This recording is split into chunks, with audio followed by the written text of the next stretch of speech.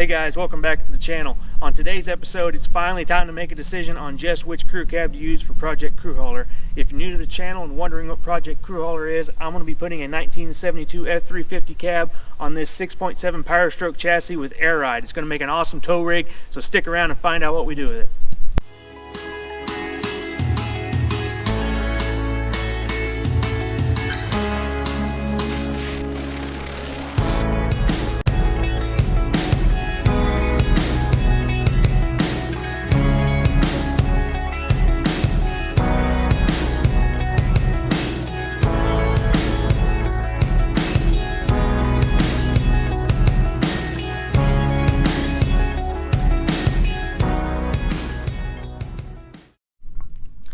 Hey guys, welcome back to the channel. Before we start digging into the trucks, I want to show you some stuff we've picked up for this thing, for this project. First off, for the chassis, I got some aluminum F450 wheels for this thing. It really classes the truck up over the steel, the factory steel wheels. So we have Ford aluminum wheels, front and back. It still has steel inners on the back. But nice aluminum wheels. I do have center caps ordered for the front. We don't have center caps for the front. I have some for the back. They're just not on there. So I have Ford center caps for it. So that'll really help class this thing up. Has some really aggressive mud tires, at least a couple of good ones. These are a little wore out, but those look pretty neat. I think these wheels really help class up the chassis. It's going to make it look really good when we get the body and the bed on there. Those aluminum wheels look pretty good, those 10 lug 19.5s. But anyway, I have we got these things on here, and I also got some other stuff, so let's go check that out. Well guys, I just got back from out picking for parts for the Crew Hauler project, and went and visited some buddies and came up with a bunch of goodies for this thing. Got some exhaust parts, new brakes. Let's show you how big the brakes are on this thing. You know, that's the front brake pad right there. They're really big brakes. Some heater hoses. Had some some new pulleys left over from something. Got a new alternator. I got to change the pulley out. This one's broken, but it's new otherwise. New belt, new oil filter housing, a no limit air filter intake system, and got an airbag for the steering wheel. So didn't get a fuel tank for it. That's actually for a customer's truck. That's for a 6-liter truck, so a little bit older truck, and the fuel tanks are a little bit different. The sending units are different, and they lock into the bottom of the tank, and these don't. So the fuel tanks are just slightly different. So I didn't get a fuel tank, but I also got this front frame section here.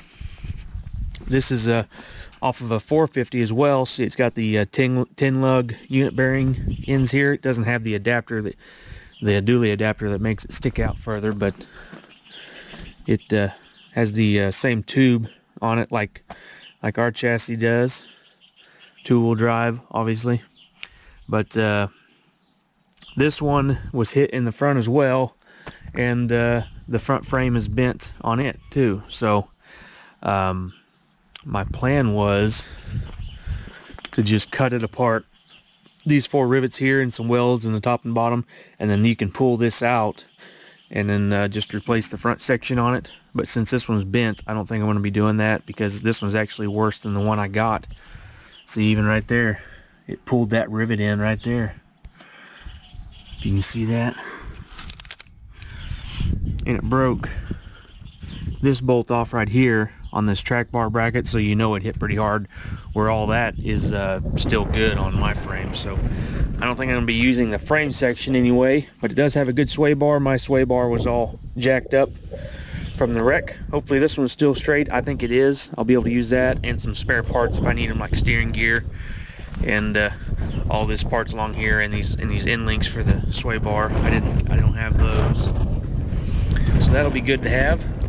All extra brake parts. See, here's how big that rotor is here. That's why it has to have 19.5 wheels. Well, 19.5 wheels for the load carrying capacity, but these are big brakes. You can't fit a 16-inch or 17-inch wheel over these. So, great big caliper on them. Those big brakes are nice when you're towing heavy. But yeah, I got some parts, and hopefully we'll be able to use some stuff off of this and use it for our frame.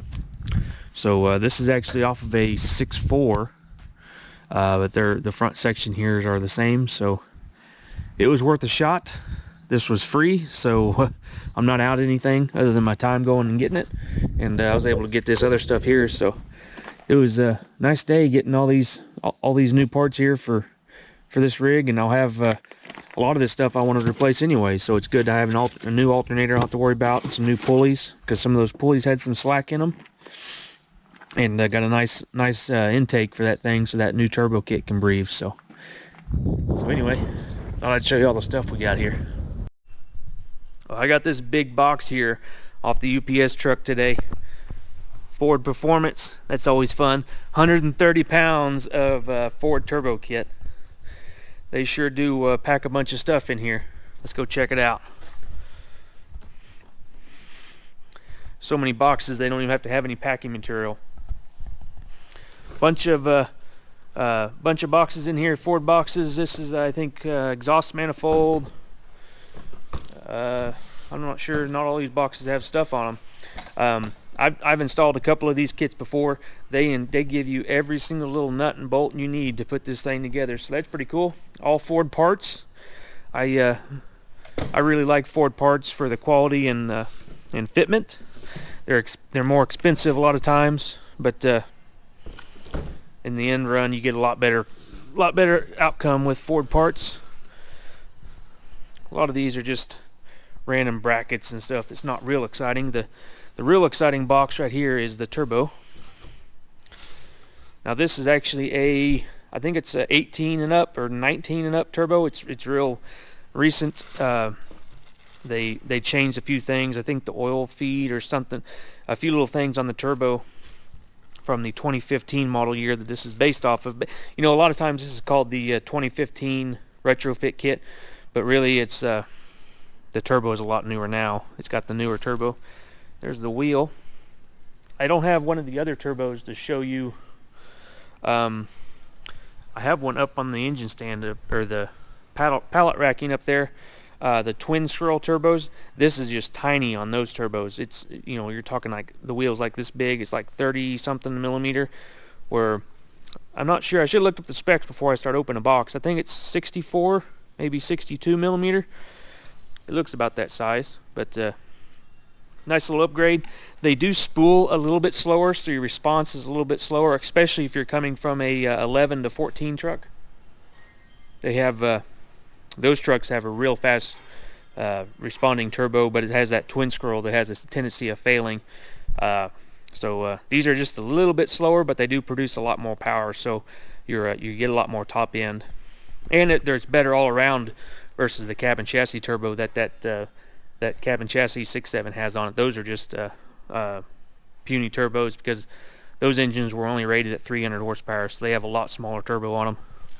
So big upgrade on the turbo, and lots of parts in here I got in a box, but I'm going to leave it all boxed up until I put it on that engine. So we'll see that at a later date, I think. Hey guys, well, the time has come. It's time to decide which truck to use. I know the green truck has been a controversy on the channel before. A lot of guys didn't think I needed to be using that truck for this project. Although where I come from, this truck is in pretty bad shape. But I guess a lot of other places up north, it's actually a pretty good truck. So we saw this one, and I got this one picked up and thought, man, it might be a little bit better truck to cut up, but it's actually in a lot worse shape than I thought it was.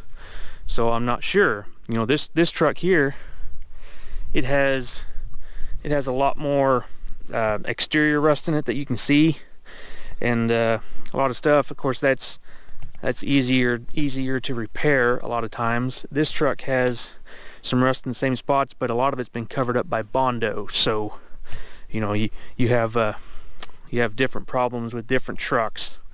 So first I'm going to show you the trucks and the problems with them, and maybe you guys can help me decide which one.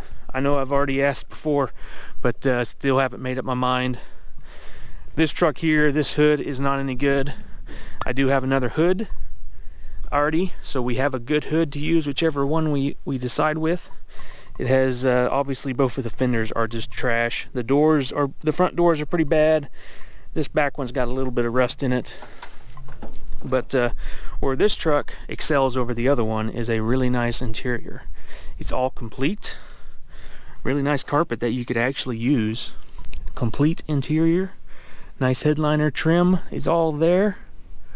The headliner is tore in a few spots, so you'd have to replace the headliner for the level of truck I want this to be. But the inside is actually in really good shape. It's all complete.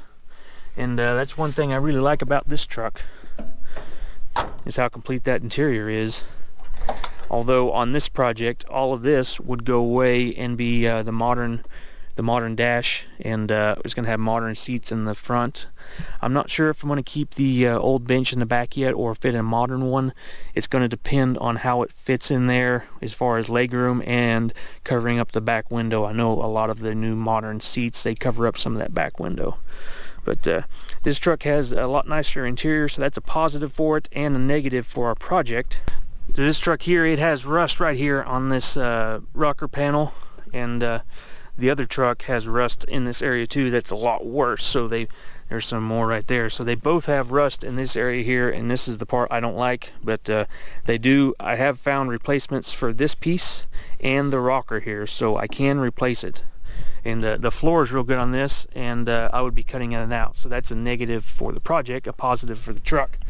The door, the driver's door, is pretty bad, but you know, these doors, if I find another truck that's got good doors on it, these are the same as a regular cab.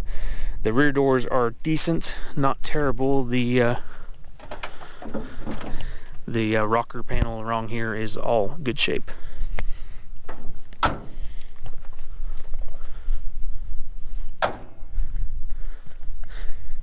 Going along the other side, same story over here. Fender's bad, door's bad, B-pillar got rust in it, rust in the rocker there. It's good over here, and good floor on this side as well. This door has a little bit more rust in it on the bottom. Rockers are good over here, and like I said, all that trim and stuff is there on this truck.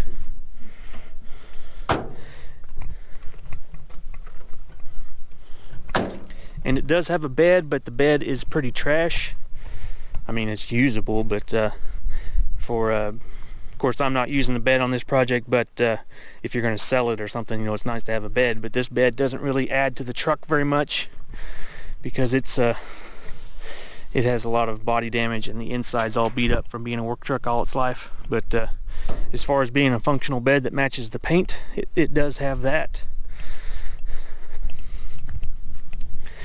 And this truck, it's got a 390 that's been sitting since 1994, and they were prepping it to remove it at some point. It's locked up right now solid, so it's basically no good. It has to be rebuilt, and everything under here has basically been sitting. The story I had was the hood was off and setting up against the barn. That's why the top is rusted out here. So all of this was exposed to the elements. Carburetor's all apart, so no hope in getting this thing running. And sadly, I think you'd have to rebuild the whole thing, and it might be stuck enough that it's going to be a pain. You might just get another 390 there or 360 and put the crank and rods out of this thing in it. Make a 390. It's got rust in the inner fenders there. Pretty common for a truck. This came out of Colorado, so there's going to be a little bit of salt used on the roads. Now if you go to this truck, they're both 72s, by the way. This one's a 72 too. If you saw in the episode where I went and picked this thing up, it has a ton of Bondo in it, and somebody painted it. Not very good prep work. It had a bunch of Bondo back here. But there's a lot more issues with the cab on this truck.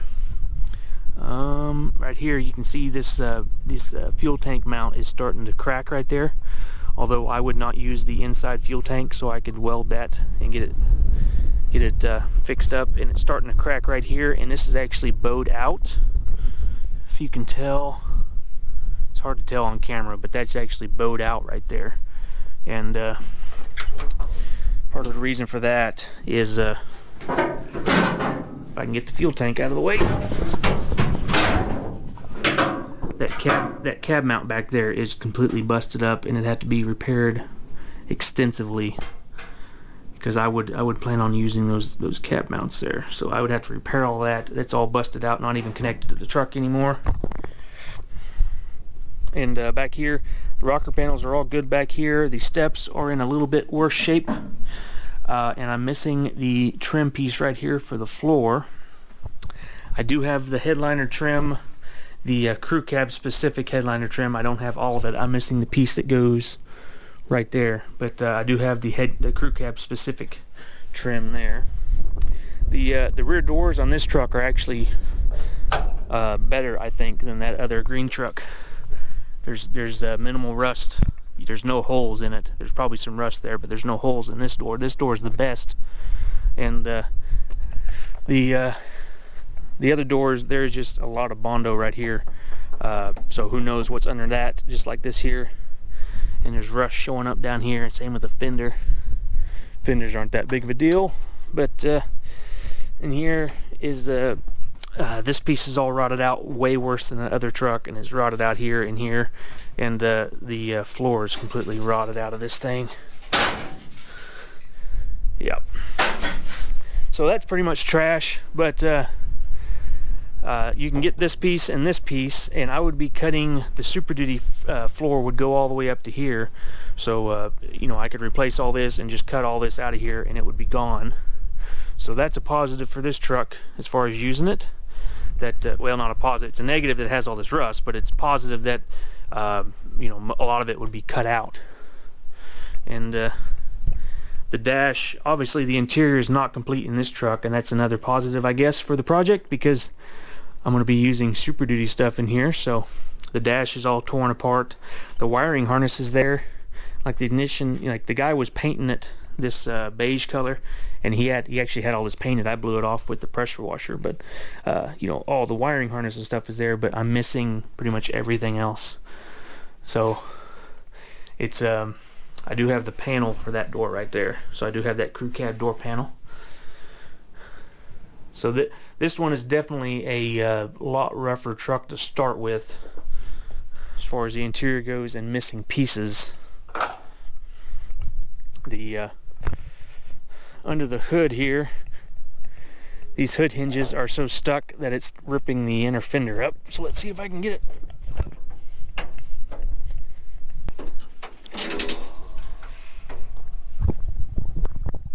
I got that up off camera.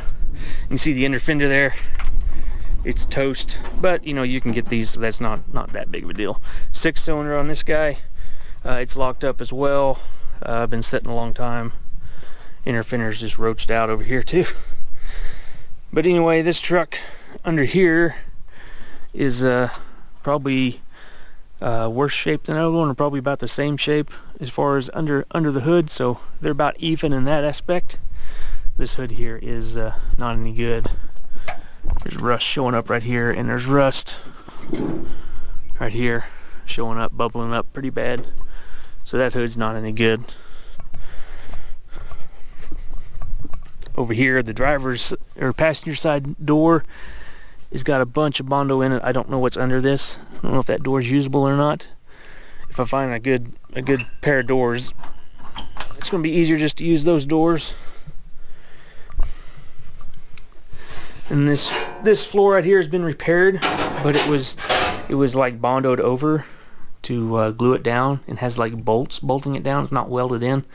So that's interesting. He had the other cab mount here he's going to use for that side, I guess. This rocker here is actually pretty good shape, so wouldn't have to replace this one.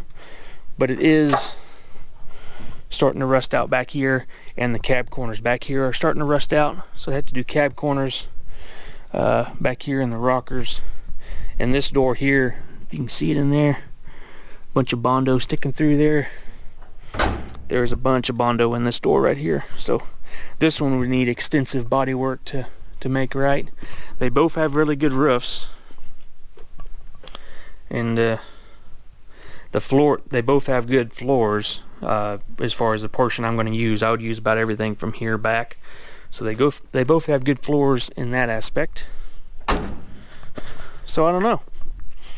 You know, we have We have two to choose here from, and I'm kind of leaning towards this one just because it's not complete. It's a project no matter which way you look at it, because engine's locked up, you're missing all the interior pieces, the seats and all that stuff. Of course you can source all that, but you know, if you're just trying to get it on the road and going, it's a lot more work. And plus, I didn't mention the frame on this thing is got some issues. This cross member here is completely rotten out, so the frame has got issues with it. And this Dana 70, this wheel right here is locked up solid. And you can see someone's tried to bust the drum off of it and hitting it with a hammer, and they busted this lip off there, so it's stuck on there pretty good. So this one is definitely pretty far from being on the road. This one is a little bit closer, because for one, it's got all the interior. You're just doing mechanical work on this one to get it going. So I had the idea of just getting this truck running and driving and keeping it around for a little bit, maybe selling it. I'm currently out of good running FE engine, so I'd have to put one together. But you could stab one in here pretty easy, I think. This one's obviously, I think, seen better days and would need a full rebuild. So, you know, if you did a full rebuild on one, you got to do a cost-benefit analysis there. If you want to just put a used one in it to rebuild one, if you're keeping the truck or just trying to get it running. But you know, the interior on this one is just, it's really nice. Got a nice floor mat in it. Has the crew cab special dash in it, which is pretty cool. Has the radio and heater controls are all complete. And you know, the headliner's good enough if you're just going to drive it around. It would work good for that. You know, restoration it wouldn't, but you know, you could drive this truck. If you got it running and, you know, running, you could drive this truck a lot and have a lot of fun with it. So yeah. Well guys, I also have both of the Marti reports for those two trucks, so I thought I would share them with you. This one right here is the green truck, F37, F350. They're both F37s, which would be cab and chassis. I don't know if this green truck came with a bed or it was installed later. I'm not sure, because that bed appears to be factory color winter green. So I don't know if they found a winter green bed or if it was put on at the dealership. But it is an F37, which is cab and chassis F350. So that is one thing I'm not sure about on this truck. But anyway, they're both F37s, 390, built in Ontario. They're all the crew cabs were built in Ontario. 165 wheelbase wintergreen. 13 or F371 is a F350 truck, 8,000 pound GVW. 410 Dana 70 open rear end, and it was Denver Ordering District is where it was ordered from, which it was sold in Littleton, Colorado. And I have that dealer emblem is on the side of that truck, so that's cool. It was a stock order, which I think that means it was ordered to put on the lot. I think if it was ordered by a customer, it would be retail. I'm not quite sure on that, but I think that's what stock means. And here's all the options. Crew cab option, had sliding rear window, see, West Coast mirrors, front disc brakes, and kind of basic stuff there, power steering. And over here it gets pretty cool. They give you some statistics. It was 922 with this paint code, 496 with these paint and trim codes, 4,100 with these engine transmission codes, and this is out of all F350s, not just crew cabs, by the way.